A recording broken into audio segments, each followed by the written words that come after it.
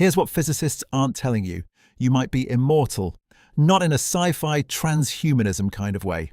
I'm talking about something buried in the math of quantum mechanics that suggests our consciousness continues regardless of what happens to our physical bodies. Sounds crazy, sure, but consider the many worlds interpretation. Every quantum possibility branches off into its own reality, an infinite number of universes constantly splitting. If that's true, there's a universe where you survive every possible death. So, in some sense, can you ever really die? Let's examine. 95% of physicists actively avoid discussing the many worlds interpretation and its implications for consciousness. It's tucked away in advanced textbooks, debated in hushed tones at conferences, but rarely brought up in public. Why? Maybe because it forces us to confront some pretty uncomfortable truths about reality and, yes, even about death. So what is the many worlds interpretation exactly? To understand it, we need to back up a bit and talk about quantum mechanics itself. At the quantum level, the level of atoms and subatomic particles, things don't behave the way we expect them to. Particles exist in a state of superposition, which means they can be in multiple states at the same time. Think of it like a coin spinning in the air. It's neither heads nor tails until it lands. A quantum particle is kind of like that coin. It exists in a blurry combination of possibilities until we measure it. Now, here's where it gets weird. When we do measure a quantum particle, it collapses into one definite state. The spinning coin finally lands on either heads or tails.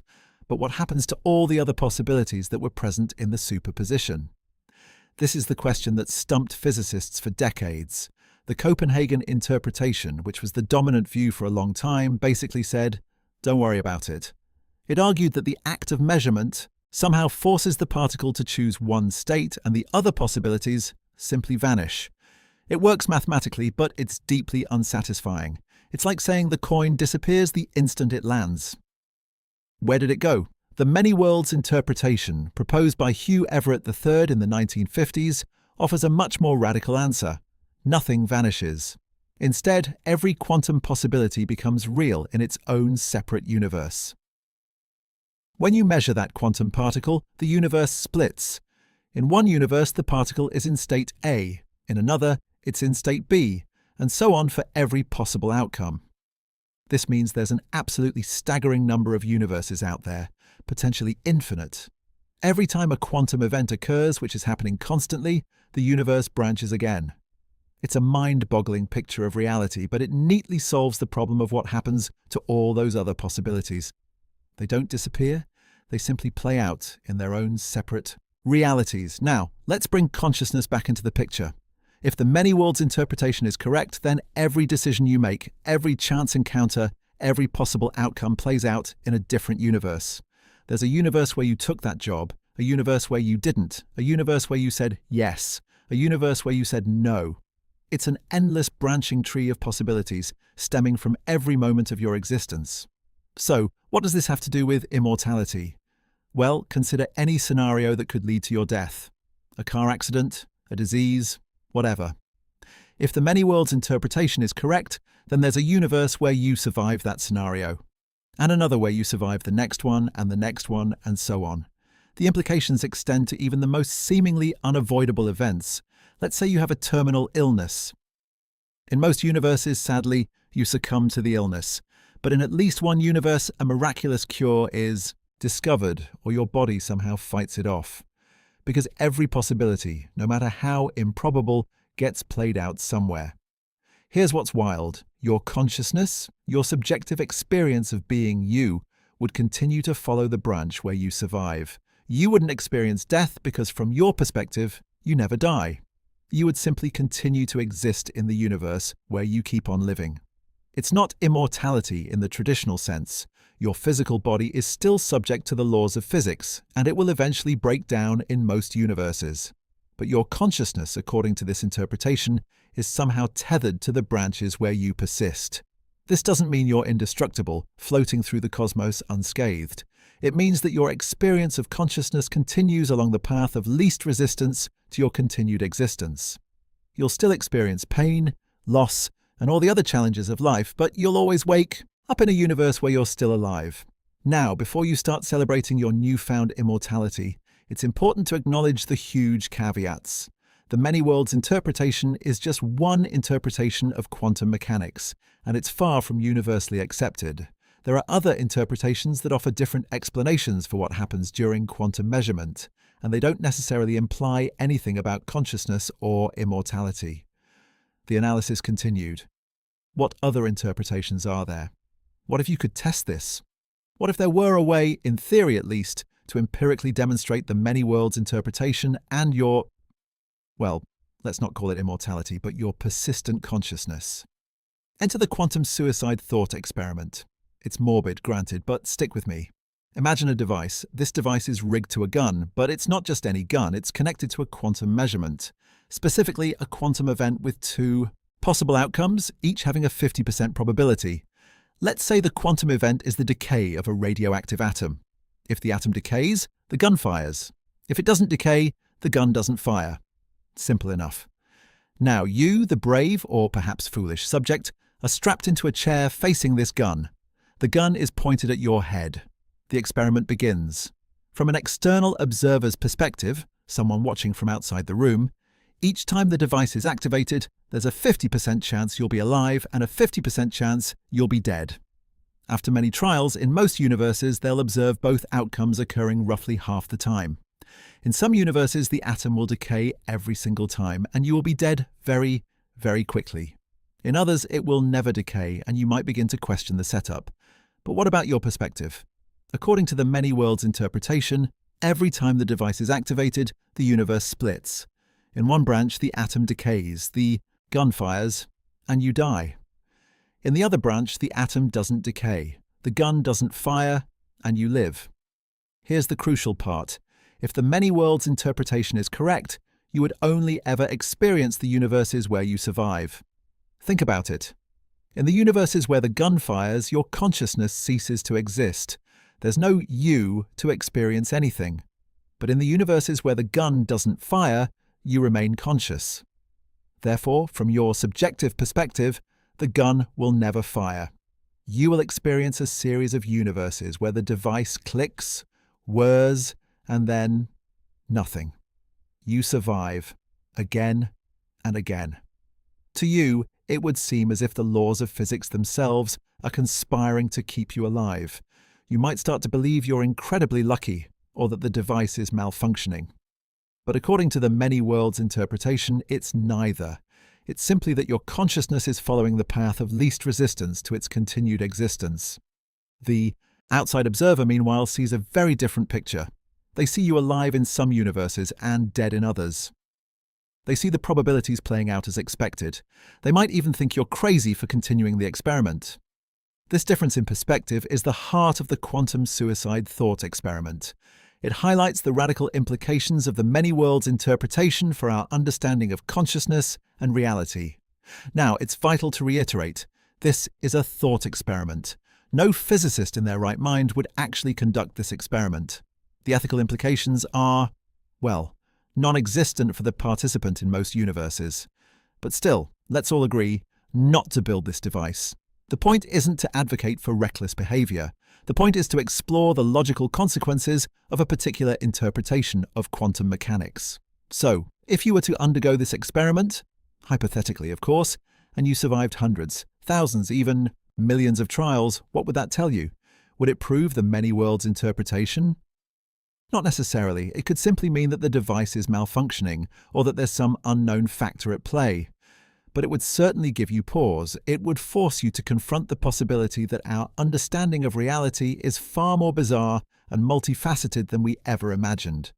It would also likely drive you insane. So, again, don't try this at home or anywhere else. The quantum suicide thought experiment, while disturbing, serves as a powerful illustration of the philosophical and conceptual challenges posed by quantum mechanics. It forces us to grapple with fundamental questions about the nature of reality, consciousness, and the very meaning of existence. It's designed to make you deeply uncomfortable with the standard models. And it exposes a potential observational consequence of the many worlds interpretation, a subjective experience of apparent immortality. Of course, there are plenty of counter-arguments and criticisms of this thought experiment. Many physicists reject the many worlds interpretation altogether, and even those who entertain it often find the implications of quantum suicide to be unsettling, to say the least. But regardless of your personal beliefs, the thought experiment remains a valuable tool for exploring the outer reaches of quantum theory. It pushes us to think critically about the assumptions we make about the world and to consider alternative possibilities, no matter how strange they may seem. So, while you're, hopefully, not immortal in the traditional sense, the many worlds interpretation suggests that your consciousness might be far more resilient and far more intertwined with the fabric of reality than you ever thought possible. This idea, however, hinges entirely on the validity of the many worlds interpretation. What if that interpretation is flawed? What if there's a different, more accurate way to understand quantum mechanics? This kept me up last night. Seriously, the many worlds interpretation offers a potential escape from death, at least from your subjective point of view. But there's a terrifying flip side to all this branching reality stuff. It's called the Boltzmann brain problem, and it's enough to make even the most seasoned physicist reach for the antacids. Let's examine what that is. Ludwig Boltzmann was a 19th century Austrian physicist who made huge contributions to statistical mechanics and thermodynamics. He basically laid the groundwork for understanding how the microscopic behavior of atoms and molecules gives rise to the macroscopic properties of matter, like temperature and pressure. He was a genius. But he also stumbled upon a rather unsettling idea. Boltzmann realized that given enough time and a truly vast universe, random fluctuations could theoretically create anything. Anything at all. It's statistically possible, though. Mind-bogglingly improbable for atoms to spontaneously assemble into complex structures, even conscious brains, out of pure, unguided chance. These hypothetical, spontaneously arisen brains are now known as Boltzmann brains, and they pose a significant problem for our understanding of the universe. Consider this.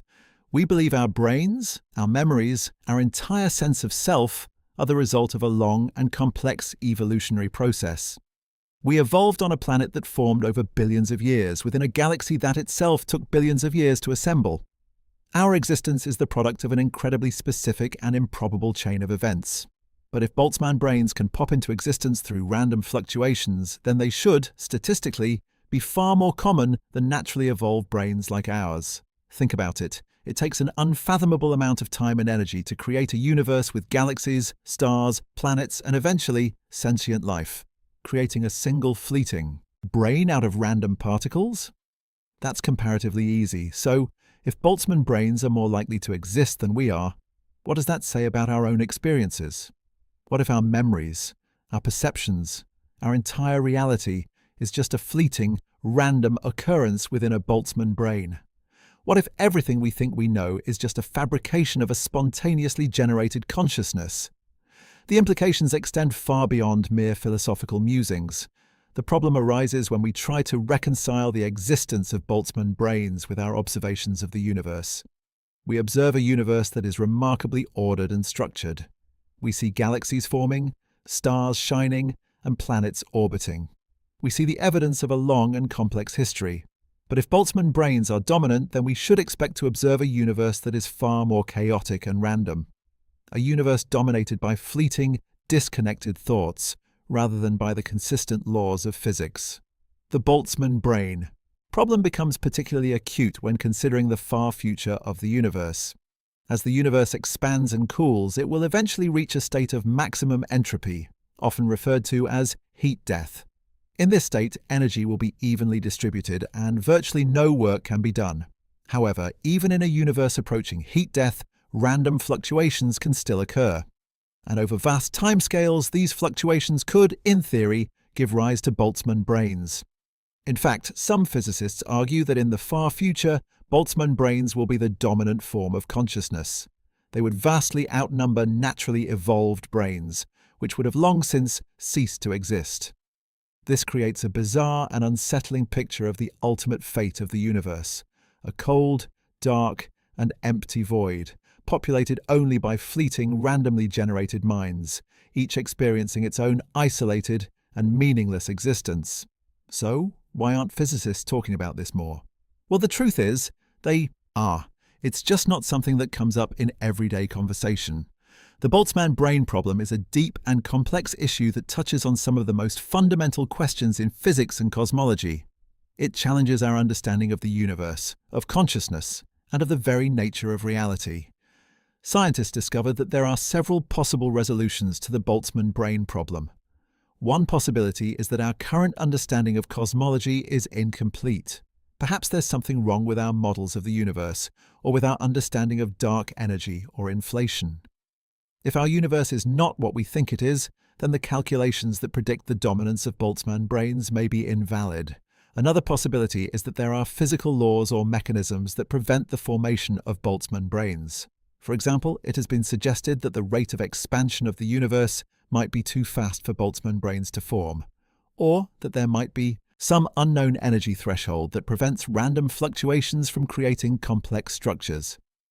A third possibility is that our assumptions about consciousness are flawed. Perhaps consciousness is not simply a product of information processing, but requires something more, such as a specific type of physical structure or a connection to the external world. If this is the case, then Boltzmann brains, which are isolated and disconnected, might not actually be conscious. The analysis continued, and physicists are actively researching these and other potential solutions to the Boltzmann brain problem. It's a challenging and fascinating area of research that could ultimately lead to a deeper understanding of the universe and our place within it. But until a definitive solution is found, the spectre of Boltzmann brains will continue to haunt our understanding of reality. It's a reminder that our universe may be far stranger and more unsettling than we ever imagined. And then there's the really disturbing possibility that maybe we are Boltzmann brains. May 27th, 1974. Brandon Carter, an Australian theoretical physicist, stood before the International Astronomical Union Symposium in Krakow, Poland. He was about to introduce an idea so unsettling, so prone to misinterpretation, that many wished it would simply disappear. The idea? The anthropic principle. It sounds complex, but the core concept is surprisingly straightforward. Our observations of the universe are necessarily biased by our own existence. In other words, the universe we observe must allow for the possibility of observers like us. Think about it this way. We can only exist in a universe that has the right conditions for life. We couldn't exist in a universe that was too hot, too cold, too dense, or too sparse. So, the very fact that we are here to observe the universe means that the universe must have certain properties. That seems pretty obvious, right? Almost trivially so, but it has profound implications for how we interpret cosmological data, especially when dealing with incredibly unlikely scenarios like Boltzmann brains. Let's examine why.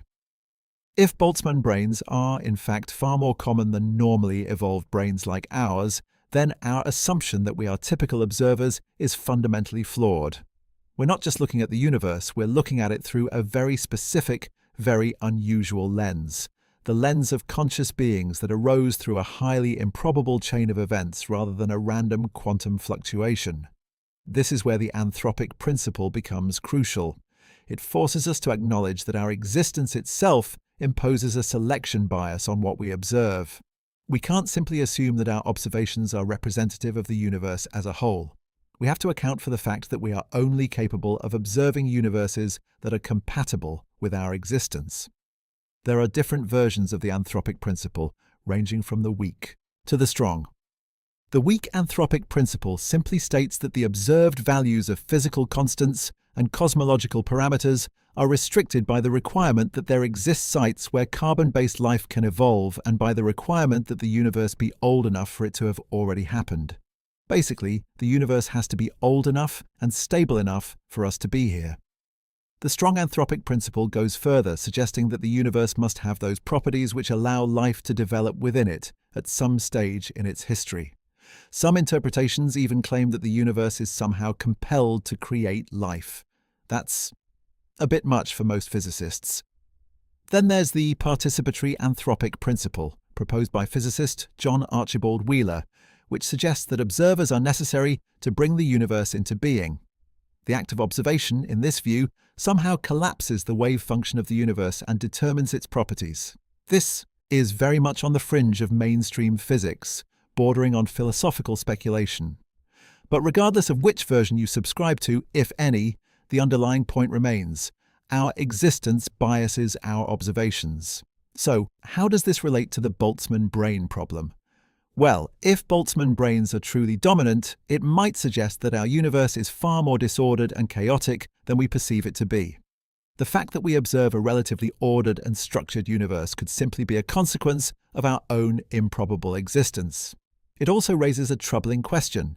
How can we be sure that our memories, our experiences, our entire sense of reality isn't just a fleeting illusion created by a Boltzmann brain? How can we trust our own perceptions if we have no guarantee that we are real in the conventional sense? This is where many physicists understandably get uncomfortable. The anthropic principle, when applied to the Boltzmann brain problem, starts to feel less like science and more like philosophy. It pushes us to the very edge of what we can know and what we can reasonably speculate about. And that's why many physicists are hesitant to talk about it. It's not that they dismiss the problem entirely, but rather that they recognize the inherent limitations of our current understanding. The anthropic principle offers a potential explanation for why we might observe a universe that seems at odds with theoretical predictions, but it doesn't provide a concrete solution. It doesn't tell us how to distinguish between a real brain and a Boltzmann brain. Moreover, invoking the anthropic principle can sometimes feel like giving up. It can be seen as an admission that we don't have a better explanation, that we're simply resorting to the argument that we're here so the universe must be this way. And while that may be true, it's not particularly satisfying from a scientific perspective. We want to understand why the universe is the way it is, not just accept that it has to be this way for us to exist. The anthropic principle also opens the door to a lot of potentially untestable hypotheses. If we can explain away any observation by saying that it's simply a consequence of our existence, then it becomes difficult to falsify any cosmological model. And falsifiability, as Karl Popper famously argued, is a cornerstone of scientific inquiry. The challenge then is to find a way to incorporate the anthropic principle into our cosmological models in a rigorous and testable way. We need to find ways to make concrete predictions that can be verified or refuted by observation. Otherwise, the anthropic principle remains a philosophical curiosity rather than a powerful scientific tool. This means developing more sophisticated models of the universe that take into account the possibility of different types of observers, including Boltzmann brains. It means exploring alternative theories of consciousness that might shed light on the nature of subjective experience, and it means being willing to challenge our most fundamental assumptions about the universe and our place within it. Further examination revealed, we always assumed the universe was out there, something we observe from a safe distance. But what if the opposite is true? What if we're inside something? What if our reality is a simulation? The simulation hypothesis isn't new. It's been kicking around philosophical circles for decades, but the idea really gained traction with a 2003 paper by Nick Bostrom, a philosopher at Oxford. Bostrom argued that at least one of the following propositions must be true. 1. Human civilization is extremely unlikely to reach a level of technological maturity capable of producing realistic simulations. 2. A civilization reaching such a level would almost certainly not be interested in running simulations. 3. We are almost certainly living in a computer simulation. Bostrom's argument boils down to this. If it's possible to create simulations of conscious beings, and if technologically advanced civilizations are likely to create many such simulations, then the vast majority of conscious beings would be living in simulations. Therefore, the probability that we are living in a simulation is very high. It's a chilling thought, isn't it? That our experiences, our memories, our very existence could be nothing more than lines of code running on some alien supercomputer. The implications are profound. If we're in a simulation, then the laws of physics, the constants of nature, everything we think we know about the universe could be arbitrary rules programmed by our simulators. Suddenly, those fine-tuning problems, the seemingly improbable values of fundamental constants that allow for life to exist, might not be so improbable after all. They could simply be the parameters our simulators chose. And the Boltzmann brain problem? Maybe our simulators are just really bad at preventing them from popping into existence, or maybe they want them to exist for reasons we can't comprehend. Of course, there's no way to know for sure if we're living in a simulation. It's a purely speculative hypothesis, but that doesn't mean it's not worth considering. Think of it this way. If our simulators wanted to keep us from figuring out the truth, what better way than to make the universe appear perfectly real, perfectly consistent, perfectly governed by natural laws? It's like a sophisticated video game. The better the graphics, the more realistic the physics, the harder it is to tell that you're not actually in a real world. And if our simulators are far more advanced than we can even imagine, then their simulation could be indistinguishable from reality. Some physicists have even suggested potential ways to test the simulation hypothesis. One idea involves searching for subtle glitches or anomalies in the fabric of space-time. If our reality is a simulation, then it might be subject to the limitations of the computing power of our simulators. This could manifest as tiny, imperceptible deviations from the laws of physics, particularly at the smallest scales.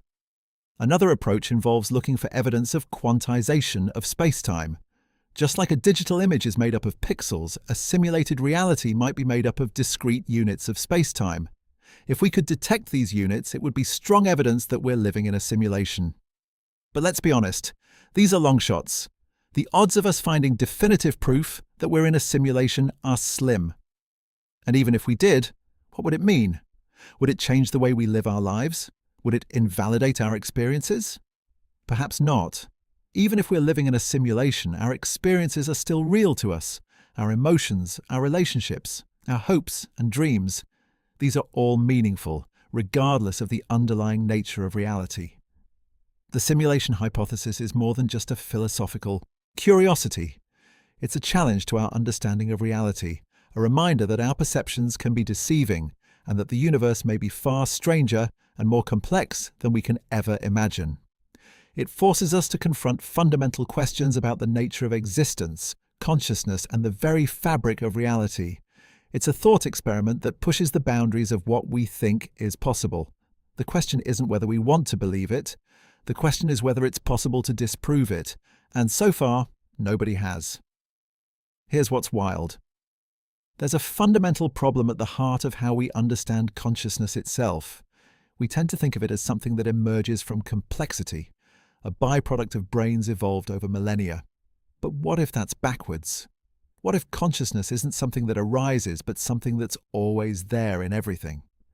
That's the core idea behind panpsychism. It's the view that consciousness in some form is a fundamental and ubiquitous feature of the universe. Not necessarily the rich, self-aware consciousness we experience as humans, but something far simpler, more basic. Think of it as proto-consciousness, the potential for experience built into the very fabric of reality. Now, before you dismiss this as pure philosophical speculation, consider the alternatives. If consciousness only exists in complex brains, how did it get there in the first place? At what point did non-conscious matter suddenly become conscious? It's a hard problem, often called the hard problem of consciousness. It's the difficulty of explaining how physical processes give rise to subjective experience. Panpsychism offers a potential solution, or at least a different way of framing the question. It suggests that consciousness isn't something that needs to be created ex nihilo, but something that's already present, just waiting to be organized and amplified. Imagine, for example, that every particle in the universe has a tiny, infinitesimal amount of consciousness. Individually, these particles wouldn't be aware of anything, but when they come together to form complex systems like brains, their individual consciousnesses could combine and give rise to a richer, more complex experience. It's a bit like the pixels on a screen. Each pixel by itself doesn't show much, but when millions of pixels work together, they can create a stunning image. The implications of this are mind-bending. If panpsychism is true, it means that consciousness isn't limited to living beings. It could exist in rocks, trees, even individual atoms. The entire universe would be, in a sense, conscious. Of course, there are plenty of objections to panpsychism. One of the most common is the combination problem. If everything is conscious, how do these individual consciousnesses combine to form the unified consciousness that we experience? Why don't we experience the consciousness of our individual cells or even the individual atoms that make up our bodies? Another challenge is the lack of empirical evidence. How could we ever prove that a rock is conscious? Or an electron? It seems impossible to test such a claim. Despite these challenges, panpsychism has been gaining traction in recent years, particularly among philosophers and some neuroscientists. They argue that it offers a more parsimonious explanation of consciousness than traditional materialism, which struggles to account for the subjective nature of experience. One interesting development is the emergence of integrated information theory, IIT. IIT is a mathematical framework that attempts to quantify consciousness. It proposes that the amount of consciousness a system has is proportional to the amount of integrated information it possesses, that is, the amount of information it generates that is irreducible to its parts.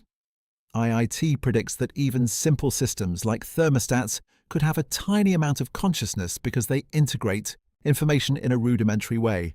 More complex systems like brains would have a much larger amount of consciousness because they integrate information in a much more sophisticated way. It's still a controversial theory, but it provides a potential way to test panpsychism empirically. If IIT is correct, we should be able to measure the amount of integrated information in different systems and see if it correlates with our intuitions about consciousness. The idea of panpsychism has some strange consequences when thinking about immortality. If consciousness is a fundamental property of the universe, and if our individual consciousness is somehow connected to this universal consciousness, then it's conceivable that our consciousness could persist even after our physical bodies die. The problem, of course, is that it wouldn't be our consciousness anymore. It would just be a tiny drop returning to the ocean. But even that possibility is enough to challenge our conventional understanding of death. If consciousness is not dependent on the brain, then the death of the brain may not be the end of consciousness. It may just be a transition to a different state of being. It's a radical idea, and one that many people find unsettling. But it's also an idea that's worth considering, especially if we're serious about understanding the nature of consciousness and its relationship to the universe. The standard models break down when you push them this far. There's a deeper, even more fundamental question that arises from this line of thinking. What is the relationship between consciousness and information? Are they two sides of the same coin? Is consciousness simply a way of processing information? Or is there something more to it than that?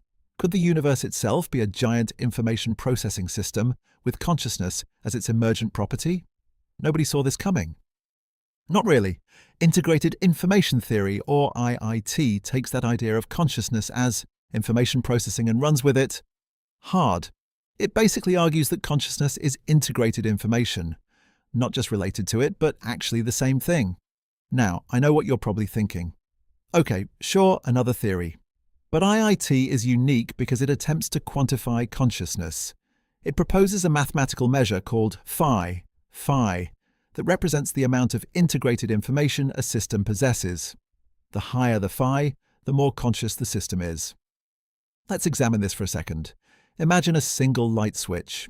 It has a very simple function, on or off. It doesn't integrate much information. Its phi would be extremely low, maybe even zero. But now consider the human brain. Billions of neurons, each connected to thousands of others, constantly exchanging signals, creating feedback loops, processing sensory input, forming memories, and generating thoughts. The brain integrates an immense amount of information. Its phi would be astronomically high. This approach has some pretty wild implications. If IIT is correct, then consciousness isn't just a property of brains, it's a property of any system that integrates information. And this is where it gets weird. Because theoretically, even very simple systems can have a tiny amount of consciousness if they integrate information to some degree. A rock, for instance, might have an infinitesimally small phi because its atoms are interacting. A tree, which processes information about sunlight, water, and nutrients, would have a slightly higher phi. A worm with its basic nervous system would have an even higher phi. Now, before you dismiss this as pure science fiction, consider that IIT actually makes testable predictions. It suggests that the structure of a conscious system determines its specific experience. If you could perfectly map the connections and activity patterns in someone's brain, you could, in theory, predict what they are conscious of. Of course, we're nowhere near being able to do that. Mapping the human brain is an unbelievably complex task. But the principle is there, and researchers are already developing simpler experiments to test IIT's predictions. They're using techniques like transcranial magnetic stimulation, TMS, to disrupt brain activity and see how it affects consciousness. The initial results are interesting and, so far, somewhat supportive of IIT, although further research is needed. But here's where the potential immortality angle comes into play. If consciousness is truly a fundamental property of integrated information, and not just a byproduct of brain activity, then it's conceivable that our consciousness could exist in some form even after our physical bodies die. Consider this. If the universe itself is a giant information processing system, as some physicists believe, then our individual consciousness could be part of that larger system. When we die, our consciousness might not simply vanish. It might instead return to the universal consciousness, like a drop of water merging back into the ocean. It's not personal immortality in the traditional sense. It wouldn't be you experiencing the afterlife, but it would mean that your consciousness, the information that makes you you, is not completely destroyed. It continues to exist as part of something larger. Of course, this is highly speculative. IIT is still a relatively new theory, and it's far from being universally accepted. Many scientists are skeptical, and rightly so. It's a very bold claim. But it's a claim that's based on a serious attempt to understand the nature of consciousness and its relationship to the physical world. The implications extend far beyond just immortality. If IIT is correct, it could revolutionize our understanding of everything from artificial intelligence to the origins of the universe. It could even change the way we think about ourselves and our place in the cosmos. Here's what's wild. IIT suggests that consciousness isn't just something that happens in the brain, it's something that the brain is. It's the very organization and integration of information that gives rise to experience. And if that's true, then consciousness might be far more widespread and fundamental than we ever imagined. This means that the search for immortality might not be about finding a way to extend our physical lives indefinitely. It might be about understanding the fundamental nature of consciousness and its relationship to the universe. If we can crack that code, we might discover that we are already immortal, in a way that we never realized. The analysis continued. This has profound implications for how we approach the hard problem of consciousness.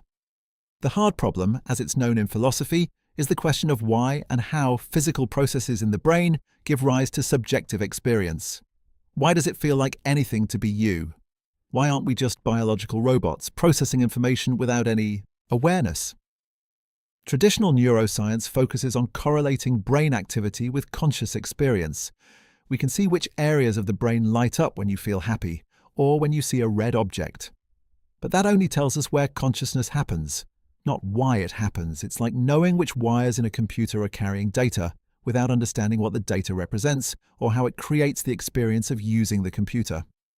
If IIT is correct, the hard problem isn't so much a problem to be solved as it is a fundamental property of reality.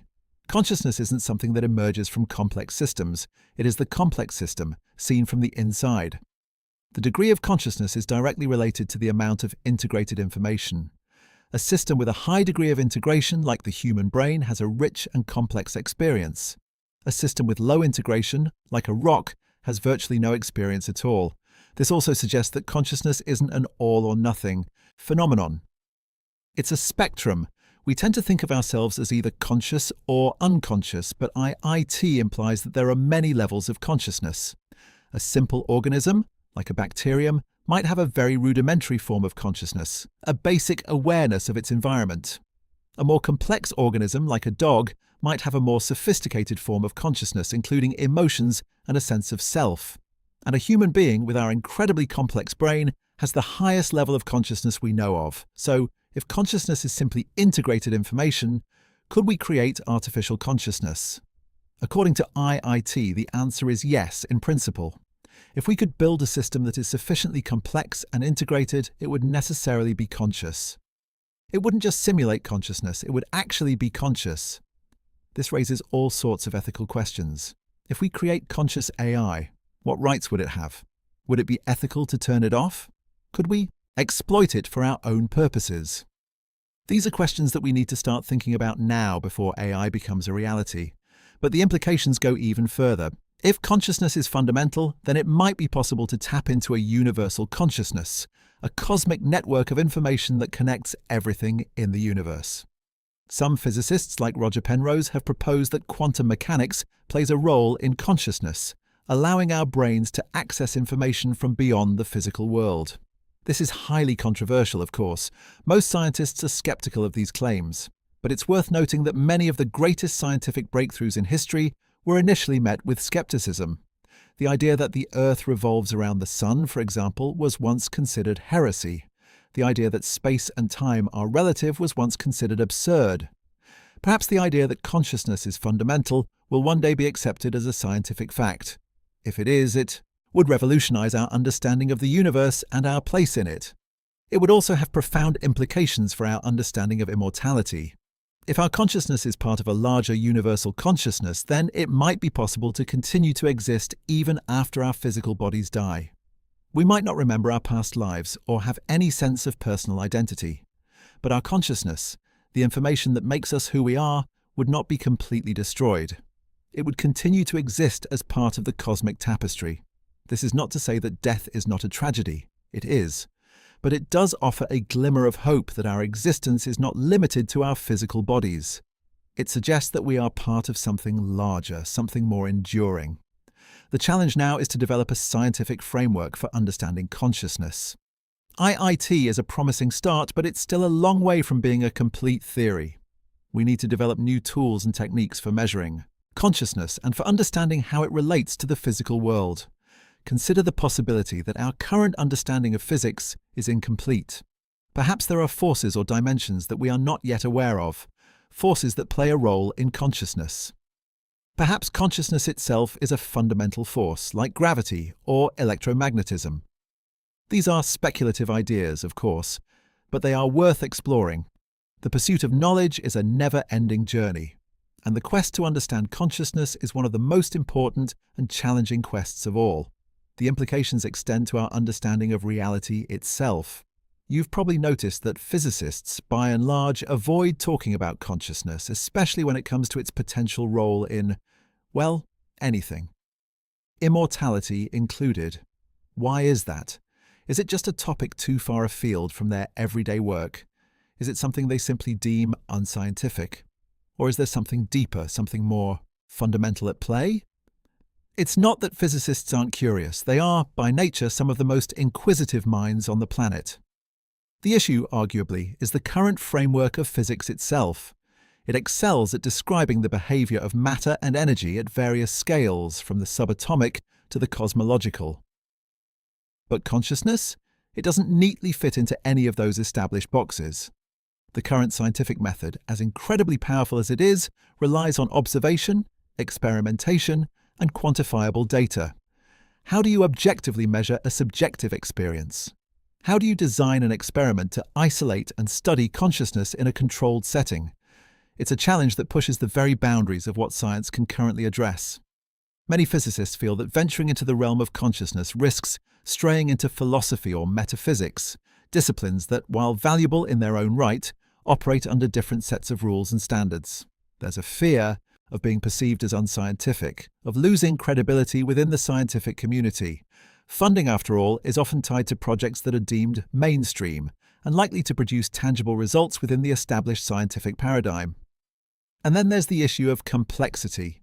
The human brain, the physical structure most closely associated with consciousness, is arguably the most complex object in the known universe. Understanding its intricate workings, its billions of neurons and trillions of connections, is a monumental task in itself. To then try to link that complexity to the even more elusive phenomenon of consciousness is a daunting prospect. Some might argue that neuroscience is already tackling this challenge. And that's true. Neuroscientists are making significant strides in understanding the neural correlates of consciousness, identifying specific brain regions and patterns of activity that seem to be associated with conscious experience. However, correlation is not causation. Knowing which parts of the brain light up when we feel a certain emotion, for example, doesn't necessarily explain why we feel that emotion, or what consciousness actually is. Another stumbling block is the lack of a universally accepted definition of consciousness itself. What exactly are we trying to measure and study? Is it simply awareness of one's surroundings? Is it self-awareness, the ability to recognize oneself as an individual entity? Is it the subjective experience of qualia, the redness of red, or the sweetness of sugar? Until we can agree on a clear and precise definition, it's difficult to make meaningful progress in understanding its relationship to the physical world. It's also worth considering the potential implications. If physics were to definitively prove that consciousness is fundamental, or that it survives physical death in some form, it would challenge some of the core assumptions upon which modern science is built. It could lead to a re-evaluation of our understanding of reality, our place in the universe, and the very nature of existence. Such a paradigm shift could be unsettling, even disruptive to the scientific community. Consider the implications for materialism, the philosophical view that only matter exists and that consciousness is simply a byproduct of physical processes. If consciousness could be shown to exist independently of matter or to influence matter in ways that cannot be explained by current physical laws, it would strike a blow to materialism and open the door to alternative perspectives on reality. Some physicists might also worry about the potential for misuse of such knowledge.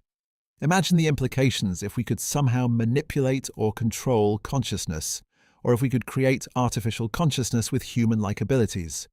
The ethical considerations would be enormous, and the potential for harm would be significant. The truth is, it's much easier to stick to what we know, to work within the confines of established theories and methodologies. It's safer, less controversial, and more likely to lead to publications and funding. But sometimes the most important discoveries lie outside those comfortable boundaries, in the uncharted territories of the unknown. The avoidance, therefore, isn't necessarily about a lack of interest. It's more about a complex interplay of factors: the limitations of the current scientific method, the fear of being perceived as unscientific, the sheer complexity of the problem, the lack of a clear definition of consciousness, and the potential implications of challenging the established scientific paradigm.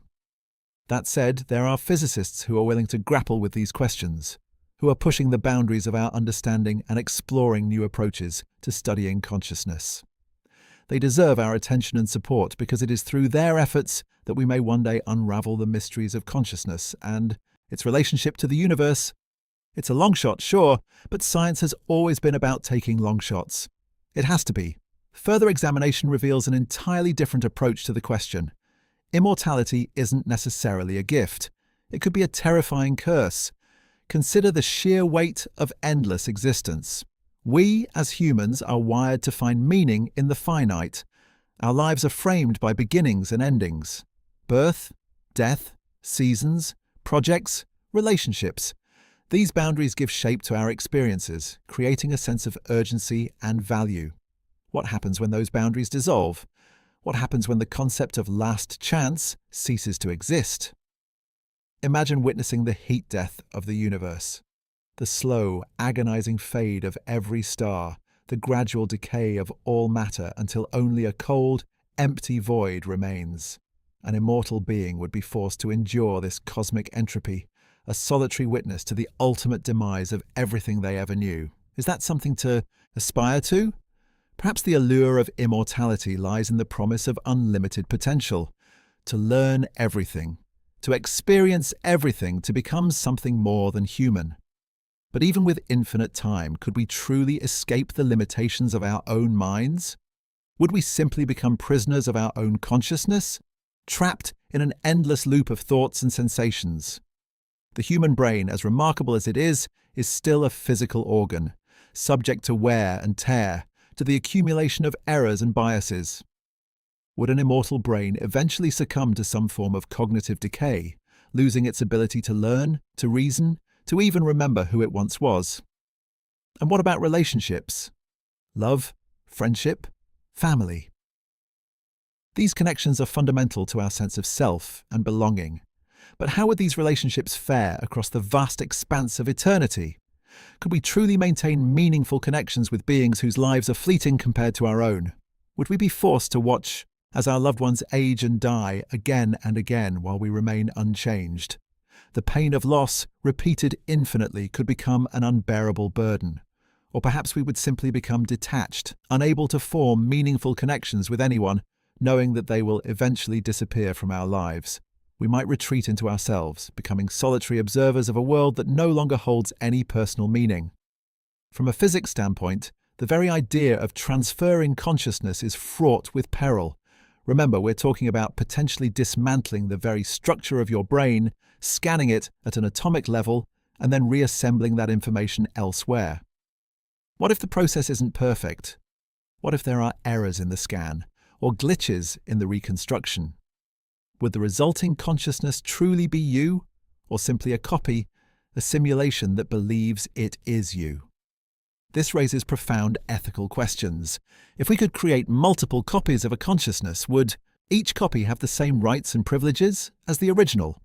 Could these copies be exploited, manipulated, or even destroyed without moral consequence? The potential for abuse is staggering. The philosophical implications are just as daunting. If consciousness can be transferred, does that mean it can also be fragmented, merged, or altered in ways we cannot even imagine? Could we create hybrid consciousnesses, combining the minds of humans and animals, or even humans and machines? Where would we draw the line? What would it mean to be human in such a world? Maybe the physicists shying away from the topic aren't just being cautious about their careers. Maybe they're also grappling with the sheer enormity of the Pandora's box that could be opened. Maybe they recognize that some questions are best left unanswered, some doors best left unopened. Scientists discovered that the pursuit of immortality, or even the attempt to understand consciousness, could unleash forces that we are not prepared to handle. The implications extend far beyond the realm of physics, touching upon the very foundations of our morality, our identity, and our understanding of what it means to be alive. And then there's the problem of boredom. Imagine having seen everything, done everything, learned everything. What then? Would we simply drift through eternity, lost in a sea of ennui? Would we seek out new and ever more extreme experiences, pushing the boundaries of what is possible, simply to feel something, anything? The potential for decadence and depravity is unsettling. Further examination reveals that the true value of life may lie in its fragility, in its impermanence. It is the awareness of our own mortality that gives meaning to our lives, that motivates us to make the most of our time, to cherish our relationships, to leave our mark on the world. Without that awareness, life could become a meaningless exercise, a hollow echo in the vastness of eternity. 86 billion neurons, that's roughly the number of brain cells you're working with right now. And the future of those neurons and the consciousness they create is where this conversation ultimately leads.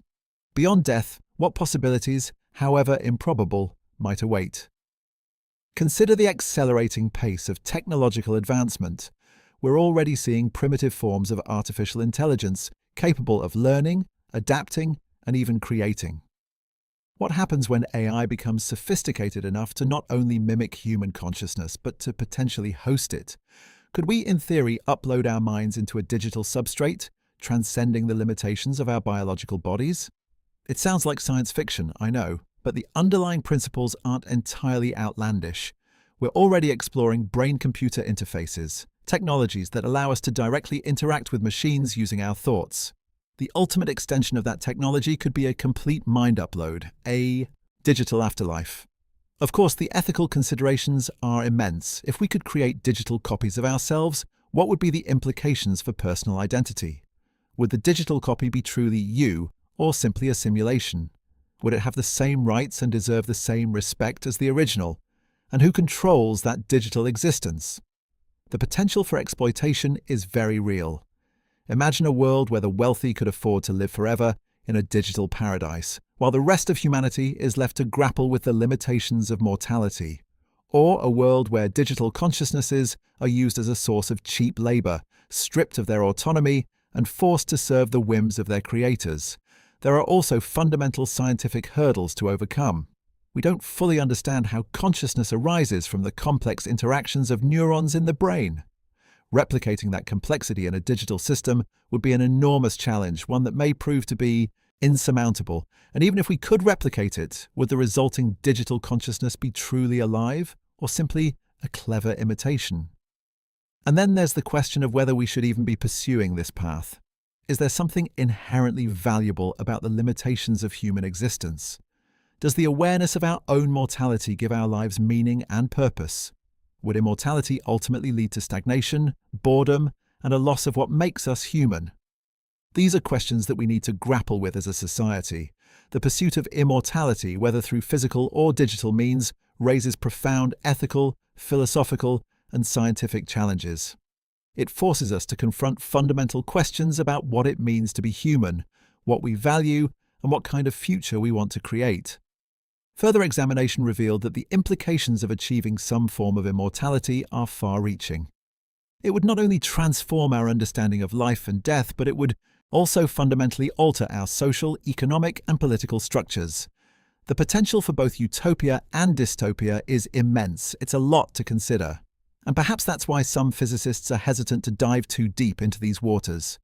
The potential ramifications are so complex and so profound that they challenge our most basic assumptions about the nature of reality. And then what about the universe itself? If consciousness could be transferred, could it also evolve beyond the need for physical form? Could consciousness spread throughout the cosmos, becoming something entirely new, something we can't even comprehend? These aren't easy questions, they're not comfortable questions, but they are questions that we need to be asking. The future of consciousness and perhaps the future of humanity may depend on it. I hope this exploration of consciousness and immortality has given you something to think about. If you found it thought-provoking, I encourage you to share it with others.